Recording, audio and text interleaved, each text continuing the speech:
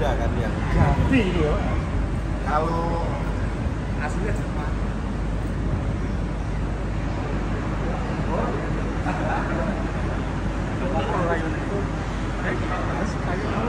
Jadi ini adalah bagian yang masih asli dari stasiun Pasar Turi.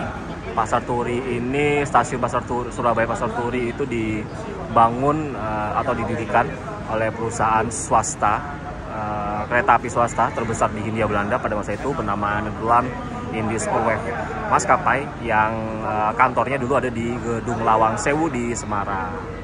Jadi Pasar Turi ini didirikan bersama dengan proyek jalur antara Surabaya ke Semarang itu via Gundih, itu dengan lebar 1067 mm ya.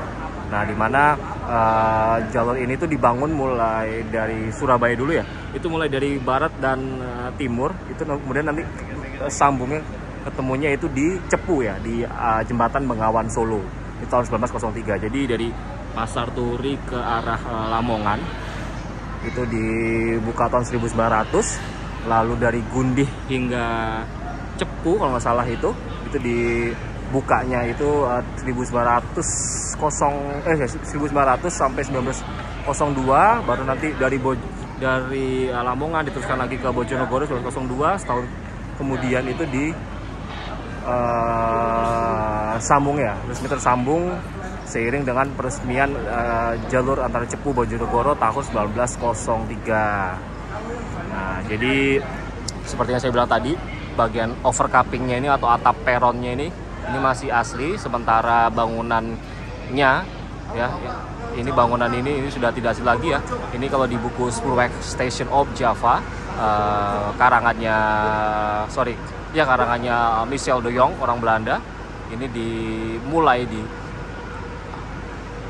modernisasi seperti ini. Bangunan induk stasiunnya ini di tahun 1987 ya, atau akhir-akhir 1980-an lah oleh PJK pada saat itu. Nah, Pasar Turi ini dulu bangunan induknya ya, ini yang memanjang vertikal dari kiri ke kanan ini dulu dibangun dari kayu, jadi full kayu memang.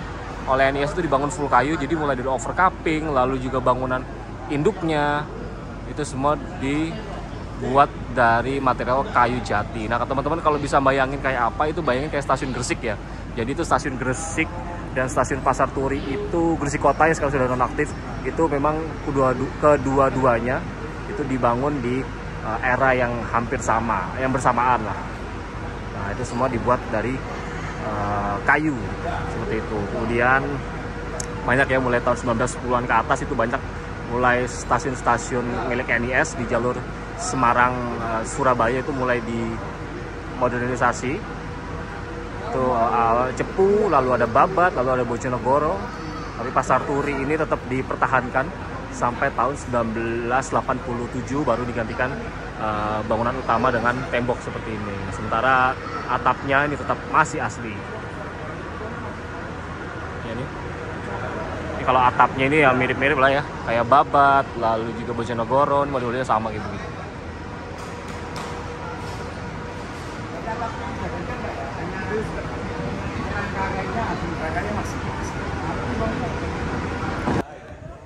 Nah, jadi ini apa namanya nih, overcuppingnya yang ini. Nah, itu tuh aslinya nih yang lama sampai sini tuh kayunya. Itu kayunya sampai sini, kemudian tapi ini diperpanjang sampai sana. Aslinya hanya sampai yang sebelah sini. Itu kan masih kelihatan ya, teman-teman bisa lihat nih. Sorry saya zoom ya. Bisa lihat itu perbedaan. Nah, itu yang kayu cuma sampai sana. Tapi karena kebutuhan dan ramainya Pasar Turi era sekarang, jadinya ya di modernisasi seperti ini.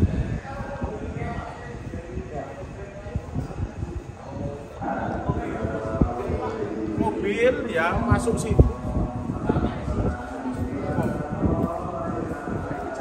dari mobil. Oh, mobil Pak Presiden? ya, presiden. Ya pokoknya mobil-mobil yang diangkut Pak Buwono mobilnya udah siap. Pak Buwono kan Ini nggak mobilnya dikirim, oh Pak Presidennya numpang pesawat, oh. paketan mobil ku apa berdiri numpak mobil yang numpak Jepun. Masih digunakan. Ya, jadi di stasiun Pasar Turi itu memang ada ini ya, semacam kayak apa? Bukan semacam ya, tapi kayak landasan gitu. Ini untuk akses keluar masuk mobil ya. Biasanya kalau Pak Presiden atau Pak Wakil Presiden itu mau kunjungan kunjungan kerja ke sini, itu mobilnya dibawa dari ibu kota dari Jakarta lalu diturunkan di Pasar Turi. Nah, gerbongnya itu dimundurkan ke sini lalu diturunkannya di sini. Ada 2 ya di mana nih? Dekatnya jalur 1 sini. Lalu di depan sana juga ada tuh menggunduk seperti itu. Oke, jadi dia terdapat ini ya, satu lenceng lawas ini mungkin tinggalan lama dari stasiun sini. Ini kelihatan banget nih, ada kayak gini yang lawas nih. Ini ada angkanya 7827. Ini biasanya nomor produksi dari pabrik ya, masih dikasih begini. Cuman nggak ada pabrikannya ya. Ini nih, kali gini dong, digoyang-goyang. Nah, itu bunyinya kayak gitu.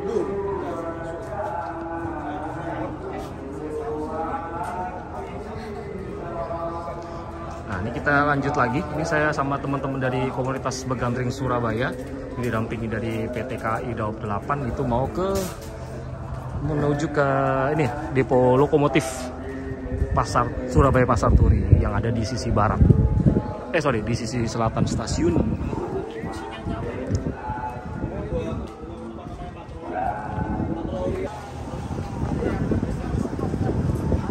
Nah, ini ada nih lambang apa nih? Roda sayap.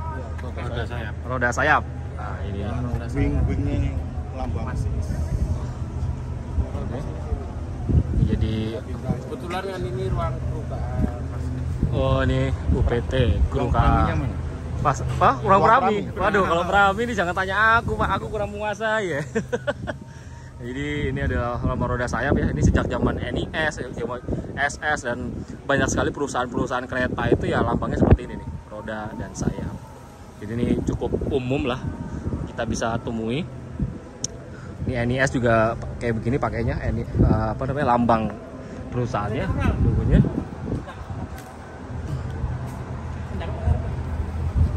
Ini ada musola juga nih untuk mana?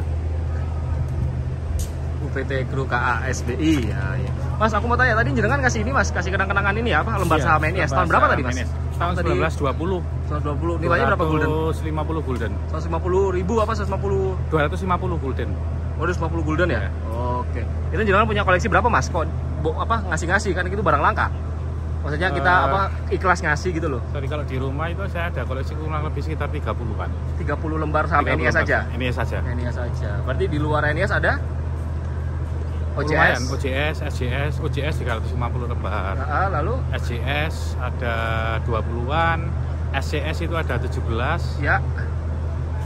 Kemudian Mojokerto, Pasuruan ada 1, Probolinggo ada 1. PSSM ada ya? Ada. Pasuruan ada ya? Yang belum punya apa Mas? Yang belum punya itu BDSM Bambang sama Jombang, ya? Kediri, Sumtrem. KSM belum? KSM belum, susah cari. Mas, kalau ada yang minat dijual nggak? Enggak lah, untuk pribadi lah. Lebih baik dikasih untuk edukasi kayak begini ya? Iya, kenangan ke PT KAI ya? Kenangan ke PT KAI untuk penguatan sejarah. Sejarah. Berarti Mas Agung udah kasih berapa kali Mas? Nyerahin berapa kali? Yang pertama deh, dari pertama. Itu kan ke Daob 4 Semarang? Daob 4 Semarang itu ada 4 ya. Ya, ada apa aja? NIS, OJS, SJS sama SCS. Ya. Terus kemudian ke Daob 8 kemarin itu OJS. Ya. Kemudian yang di sini terakhir NIS. Berarti total sudah ada 6 lembar yang jenengan serahkan. Iya. Pokoknya kereta api Indonesia mantap, KAI mantap. Nah, ini Mas Agung nih awalnya sukanya pabrik gula, sekarang suka sepur-sepuran juga. Nggak tahu kenapa, katanya sih teman-teman relevance itu ini Mas, militansinya tinggi ya. Iya. Jadi Mas Agung penasaran awalnya, akhirnya ya kecemplung juga nih Mas. Oke, jadi di sampingnya ruang UPT ini ada ini juga nih, kayak ada ukiran gitu ya, ukiran roda dan sayap. Jadi sebenarnya dulu di zaman NIS atau di era kolonial itu memang di dekat depo lokomotif itu ada lapangan tenisnya, ya itu dimana memang ada tulisannya atau ada ringkasannya ya, bahwa di tahun 1940 atau 39 itu memang pernah diadakan pertandingan persahabatan antara perusahaan-perusahaan kereta yang ada di Surabaya seperti OJS, SS, dan NIS itu dilakukan di sini.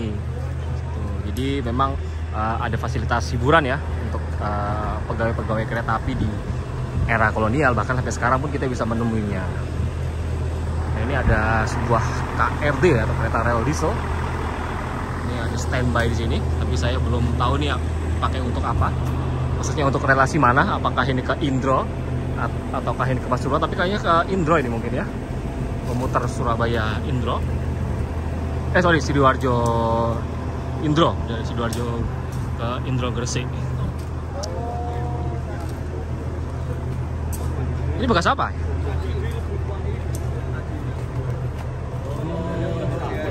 Oh, bekas tandon. Motor-motoran.